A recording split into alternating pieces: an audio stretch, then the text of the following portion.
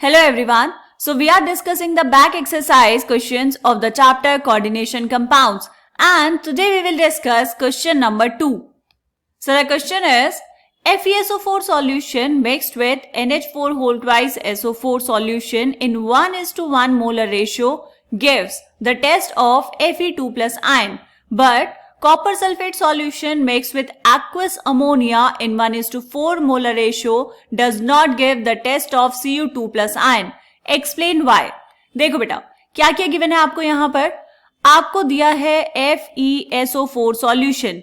इसको आपने मिक्स किया with solution of NH4 whole twice SO4 that is ammonium sulphate.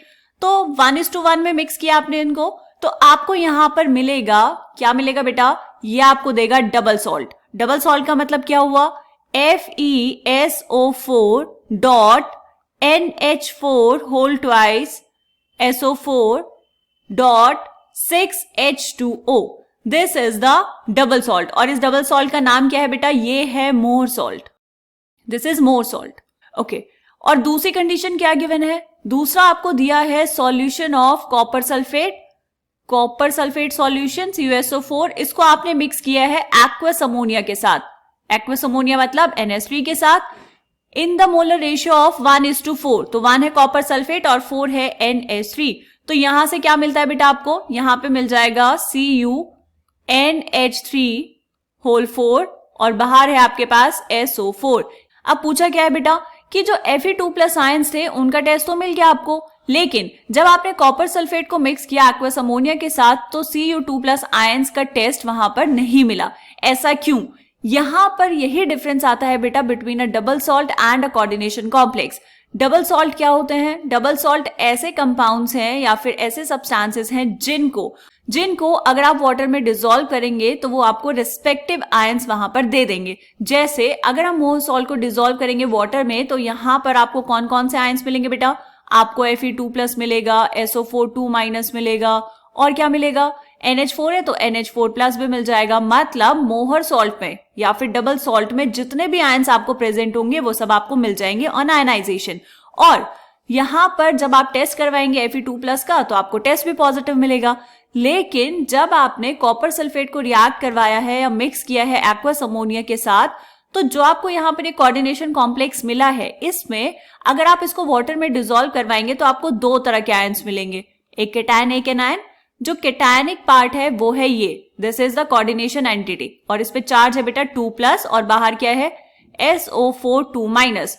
तो यहां पर कॉपर 2 प्लस आयंस तो है ही नहीं, तो आपको इनका टेस्ट कैसे मिलेगा. यहां पर कॉपर जो है उसने बॉन्ड बनाया है डायरेक्टली NH3 के साथ, 4 NH3 मॉलिक्यूल्स के साथ, और वो पूरा का पूरा जो है बेटा वो एक कोऑर्डिनेशन एंटिटी बन गया है. राइट, बात समझ आ गई. इसीलिए वहां पर Cu2 प्लस आयंस फ्री नहीं है, इसलिए Cu2 प्लस आयन का टेस्ट वहां पर आपको नहीं मिलेगा. क्लियर. इसको लिखेंगे कैसे, देखो, FeSO4 solution mixed with NH4 whole twice SO4 solution in 1:1 molar ratio forms double salt.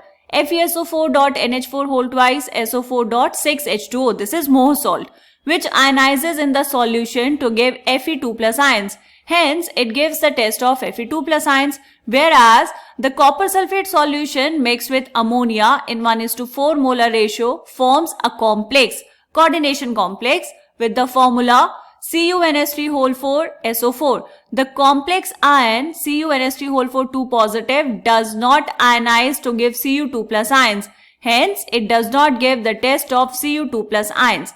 ये जो डिफरेंस बेटा हमने अभी देखा, ये बेसिक डिफरेंस है between a double salt and a coordination complex.